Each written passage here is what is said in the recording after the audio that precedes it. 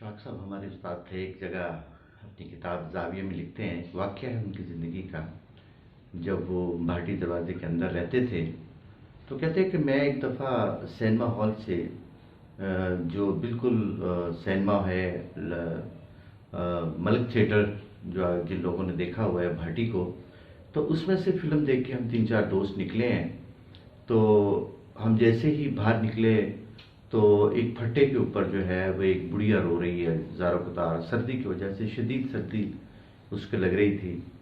تو ہم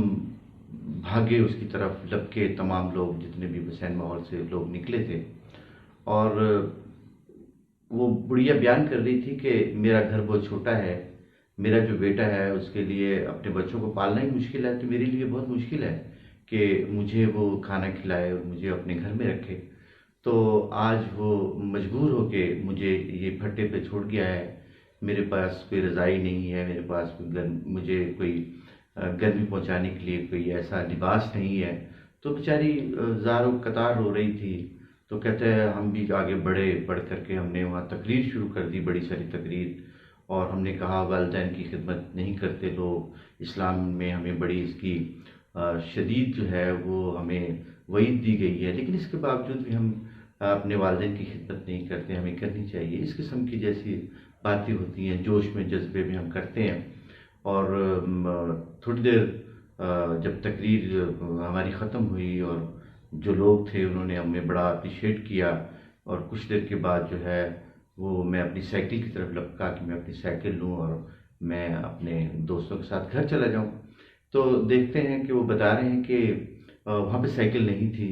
اور ہم نے اپنے دوست کو تلاش کیا جس کا نام بشیر انہوں نے لکھا ہوا ہے۔ تو کہتے ہیں کہ جب ان کو بھی تلاش کیا تو وہ بھی نہیں ملا، تو پھر سمجھ میں آ گئی کہ سائیکل اسی کے پاس ہے۔ اور جب ہم تھک گئے تقریر کرنے کے بعد تو پھر ہم نے کہا کہ اب گھر چلتے ہیں، اور پیدل ہم چلنا شروع ہو گئے۔ جب تھوڑا سا آگے گئے، ابھی 10 قدم کے فاصلے پہ، تو بشیر جو ہے وہ آ رہا تھا دوسری سائڈ سے، اور اس نے اس کے جو سائیکل تھی اس کے کیریئر کے اوپر جو ہے نا وہ ایک رضائی اس نے جو ہے وہ باندھی ہوئی تھی، تو جلدی سے اس نے اتاری اور بڑھیا کے اوپر وہ دے دی، اور بڑھیا کو وہ راحت پہنچائی، سکون آ گیا بیچاری کو، سردی میں بیچاری ٹھٹھر رہی تھی۔ تو میں بڑا پریشان ہوا، اور میں نے اپنے آپ کا محاسبہ کیا کہ یہ ہم اتنی دیر سے تقریریں کر رہے ہیں لیکن اس بڑھیا کو اس کا فائدہ کوئی نہیں ہے، ہم اس کو بڑے بڑے بھاشن دے رہے ہیں لیکن اس بڑھیا کو اس کا کوئی فائدہ نہیں۔ لیکن یہ بشیر کتنا اچھا اس نے عمل کیا کہ وہ گیا ہے جا کے اور وہ وہاں سے ایک رضائی لا کے وہ بڑھیا کو اوپر دے دی، اس نے کوئی تقریر نہیں کی۔ اسی طرح سے آپ نے دیکھا ہوگا کہ روزانہ یہاں پہ ینگ ڈاکٹرز کچھ نہ کچھ ایسی باتیں کر رہے ہوتے ہیں، اور کہیں نہ کہیں کسی